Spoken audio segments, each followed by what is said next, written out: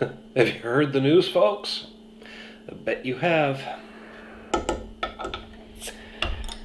I am the Mighty Plantain, and we're taking a look at something special tonight. I've got a Sam Adams Boston Lager here. For those of you interested in the rating on this and who have never seen me do a Boston Lager before, because I do it all the time, still a solid 5 out of 5 for me. It's a great beer. It's well balanced, hoppy, grainy. It's got a certain spice blend to it. It's just a really well-rounded beer, and it conforms to German purity law, so that's just interesting as well. You know, water, hops, malt, and yeast. So I guess me remarking on the spice blend is completely wrong, because there are no spices in there. But anyway, it's got a unique flavor. It's robust, it's bold, it's delicious.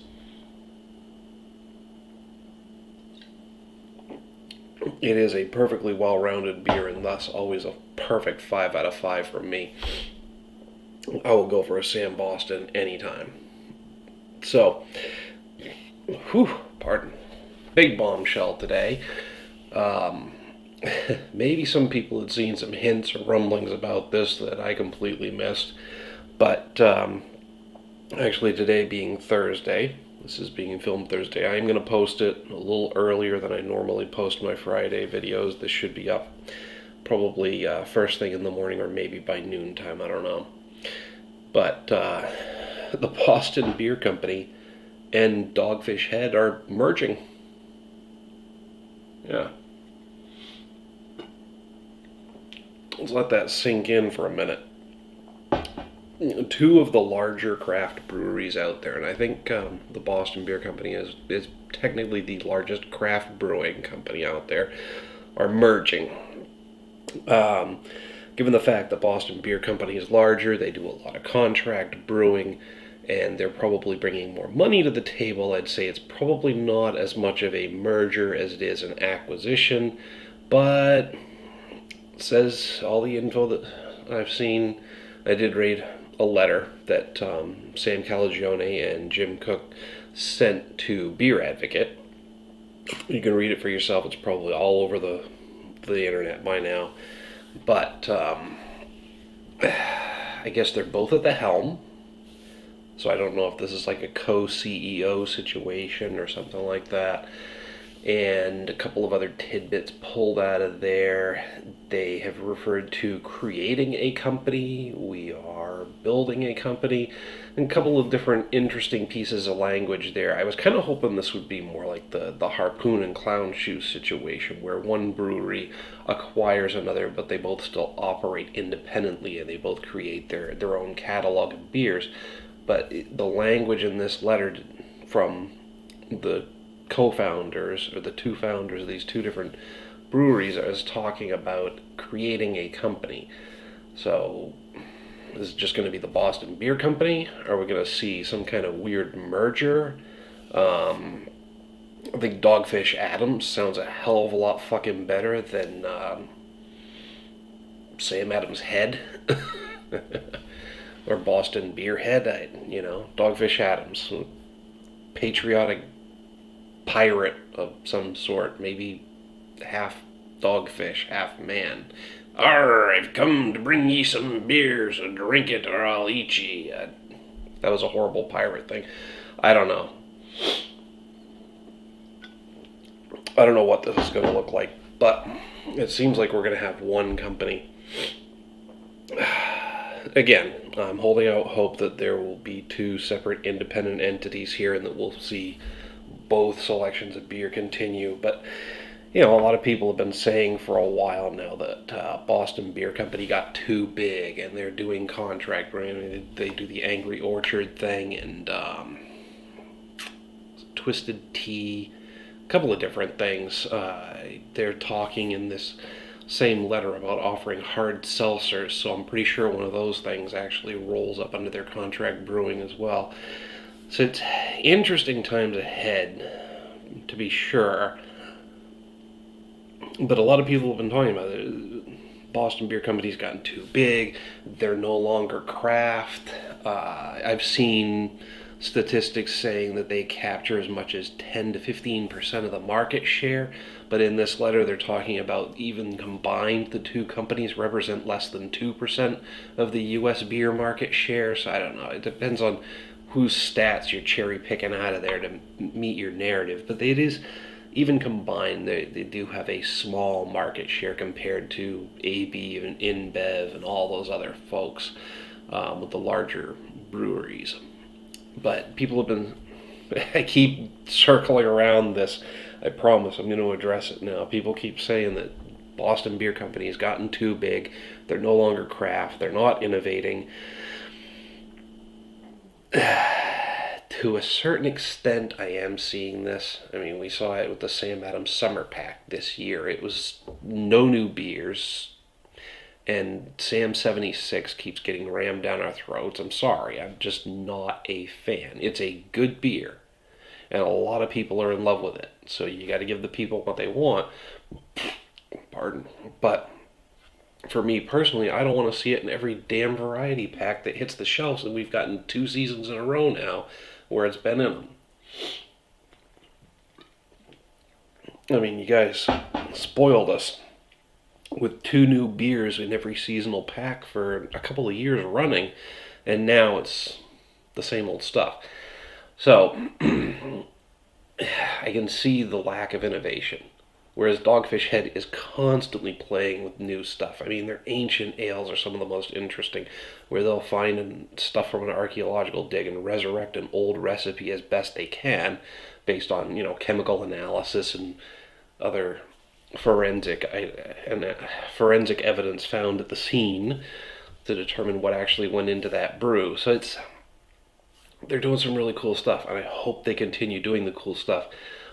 At the very least, hopefully they'll bring some new innovation and some new ideas, some fresh blood to the whole Boston Beer Company thing, and we'll start seeing some new and more interesting beers again. Because let me tell you something, Boston Beer Company has got some great beers, but they're not that crazy.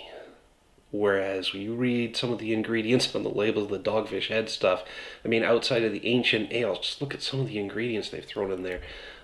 Herbs, flowers, stuff that you'd never imagine going into a beer. And they're crazy enough to try it. So I'd love to see some of that spirit in whatever form this new company takes. Again, if Dogfish Head stays independent, great. If it's all under one banner, fine. Just keep innovating and give me those wacky off-centered ales for off-centered people. I still want that shit, man. Come on. Yeah, I think that's just my 2 cents worth on it. Please don't lose the spirit of innovation that made Dogfish Head great. And Boston Beer, keep making the great beers that we love, but give us some new stuff too. Hell, maybe resurrect some of the ones that we haven't seen in a while.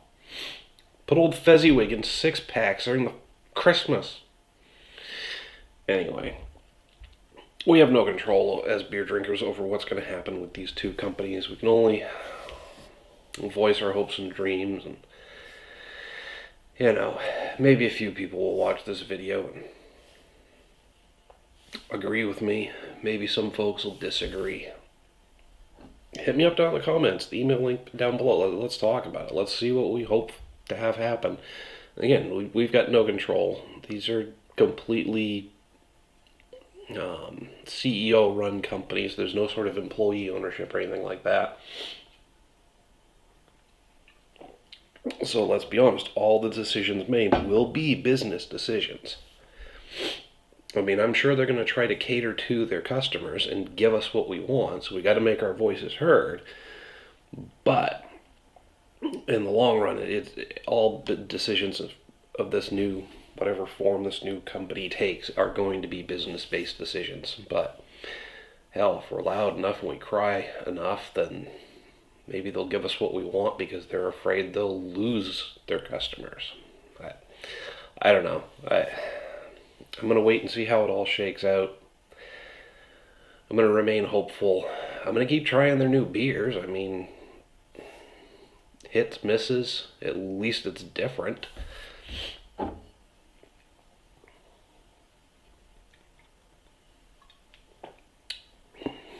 Don't change Boston Lager.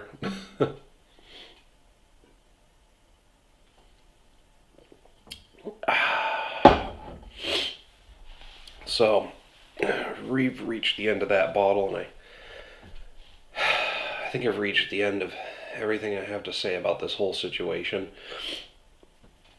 So I'm going to do something a little different here. Well, not that different. This is a bottle of Dogfish Head 120-minute IPA. I have been not necessarily cellaring it because I have never had a cellar, but I have been closet aging this. Pardon.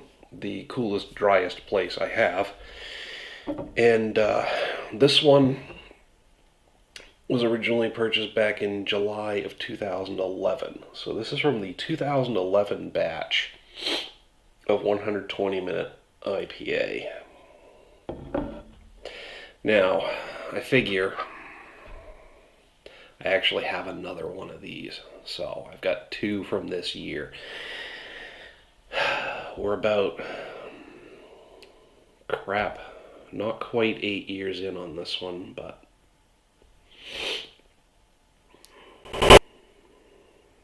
why not? Hopefully I'm not celebrating the end of an era. Hopefully what I'm doing is cracking this thing open in anticipation of the great things to come from this merger.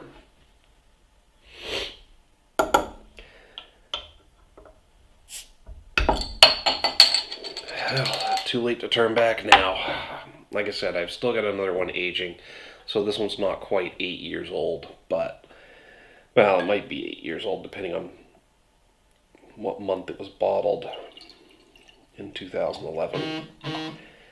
But I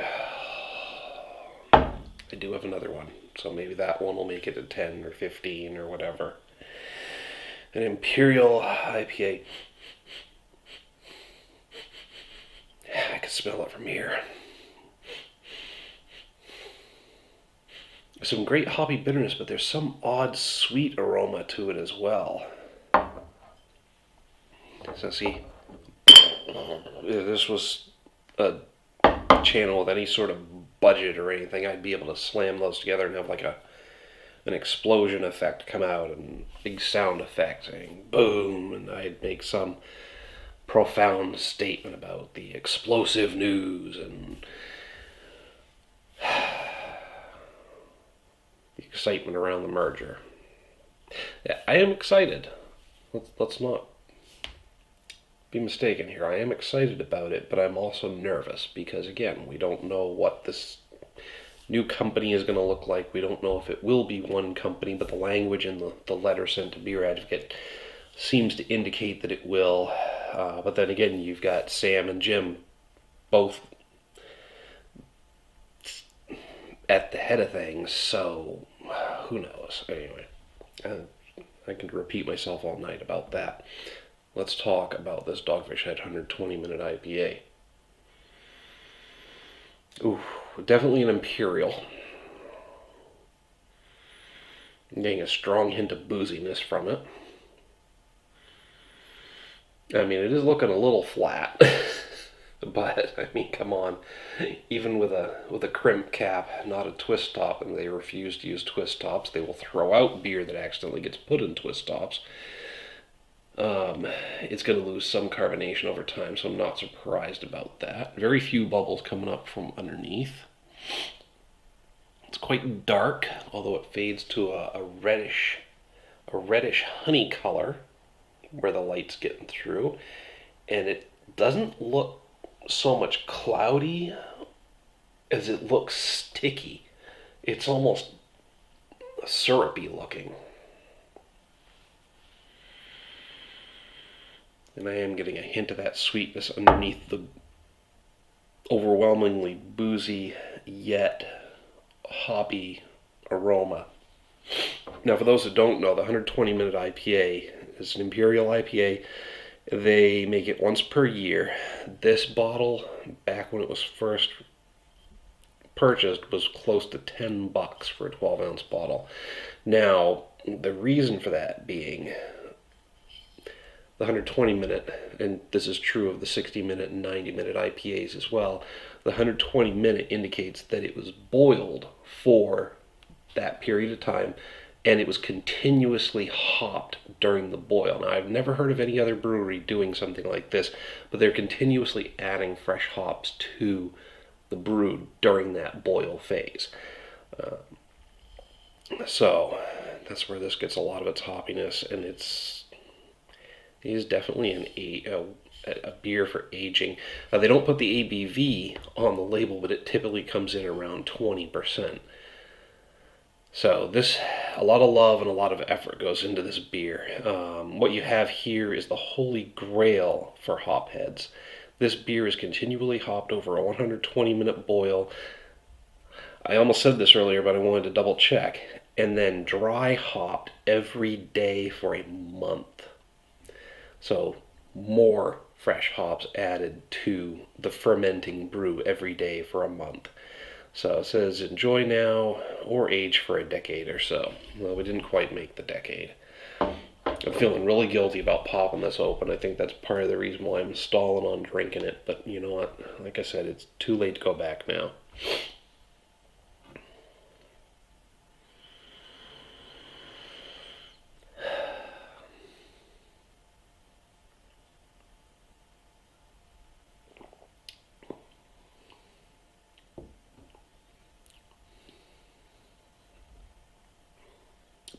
It's got a nice medium mouthfeel. It feels a little bit sticky, but it's not. I don't know, that syrupiness is carrying through.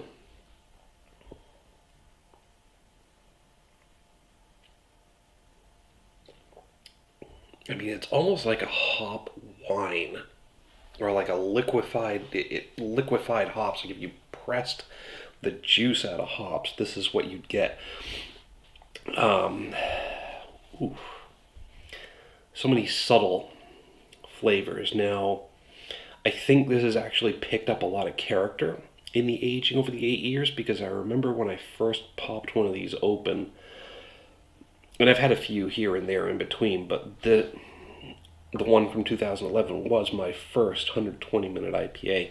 I remember this just being a very hoppy brew with a lot of booziness and maybe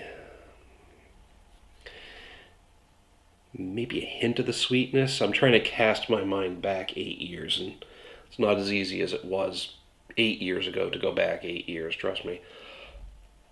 But it definitely had less character than it does now. I'm actually getting notes of like a brewed tea on the back of my tongue right now.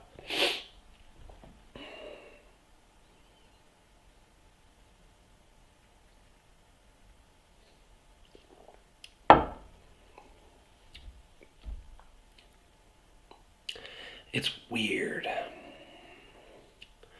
Like I said, it's like freshly pressed hop juice, slightly syrupy sweet, and then like it's like the bitterness of a brewed tea in the finish, but it has a distinctly hoppy character to it.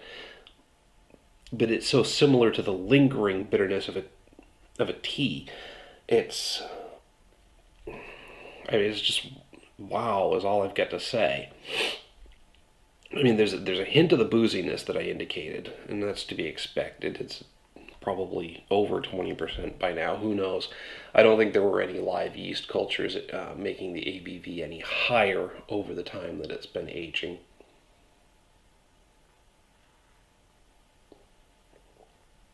There's so much to unpack in here. I mentioned it's almost like a hop wine. Because it's got some slight fruitiness up front that complements that sweetness. I'm not getting any particular hop esters. I'm not getting like piney, citrusy, earthy, or floral. there's like this combination of all those together with a bit of dankness and some grassiness as well. Usually when I say something's got an overall hoppy bitterness, it is just that, just a hoppy bitterness, but this is almost like a combination of all those different hop flavors at once, not sometimes you get that overall hoppy bitterness and it's because none of those flavors are distinct. It's just this bitter flavor. But then other times you get something like this where they're all combining and you're getting them all at once. So you're not getting a distinct hop flavor, but you're not just getting the bitterness either. I don't know if that makes any goddamn sense. Because saying it out loud, it doesn't make much sense to me, but it's the only way I can think to articulate what I'm experiencing here.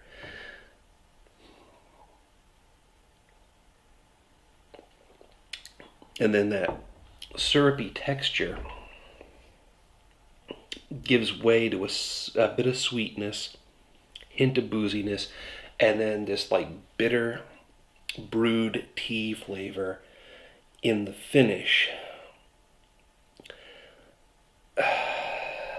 Yeah. I mean, obviously a perfect 5 out of 5 for this thing.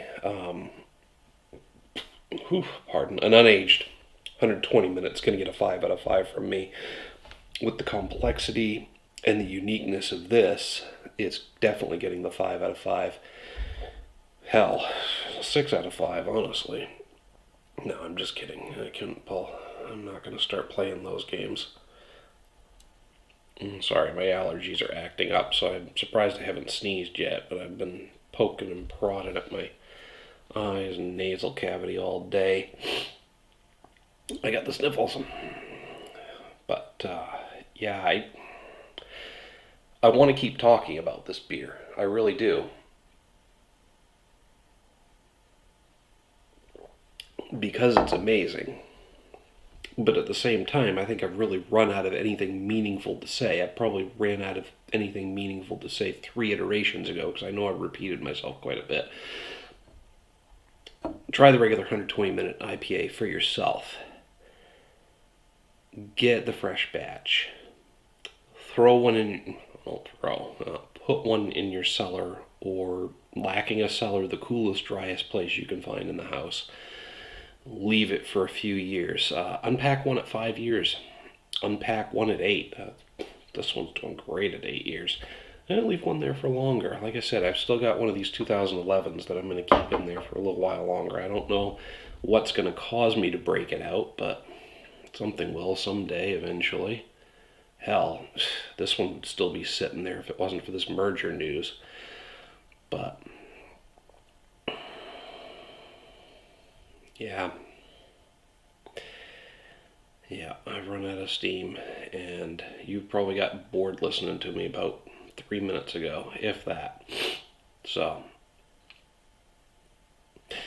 what do you have to say about these beers, folks? Have you had a Dogfish Head 120-minute IPA that you've aged more than 8 years? And let me know how that turned out for you. Down in the comments, the email link down below. Love to hear from you about the 120-minute. Tell me about your first experience with it. Tell me if you've never had it before. Let's talk about the Sam Adams Boston Lager, your thoughts on that. But most importantly, let's talk about this merger. Let me hear it. What do you think? What are your speculations? What are your hopes? What are your fears? I've shared all these with you.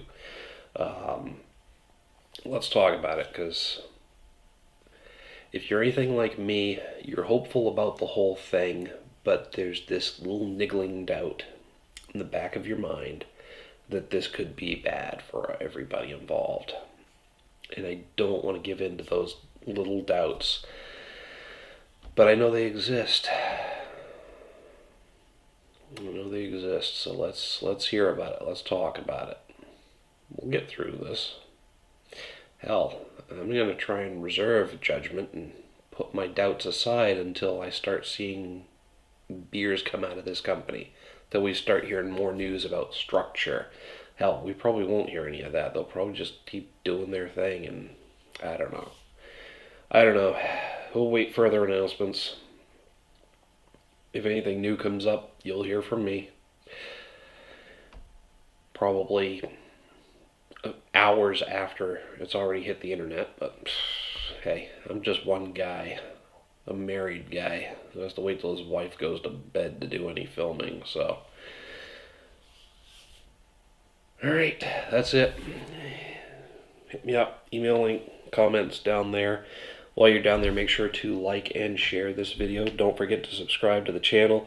We'll probably be talking more about this merger as time goes on. Who knows? Maybe there won't be any news and we'll just drink their beers and review them for you.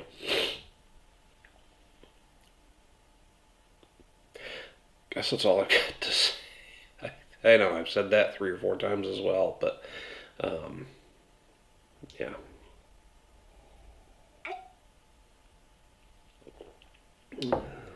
Till then, stay hopeful.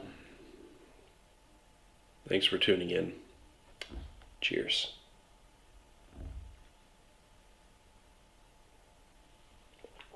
Now I'm going to savor this for the rest of the damn night.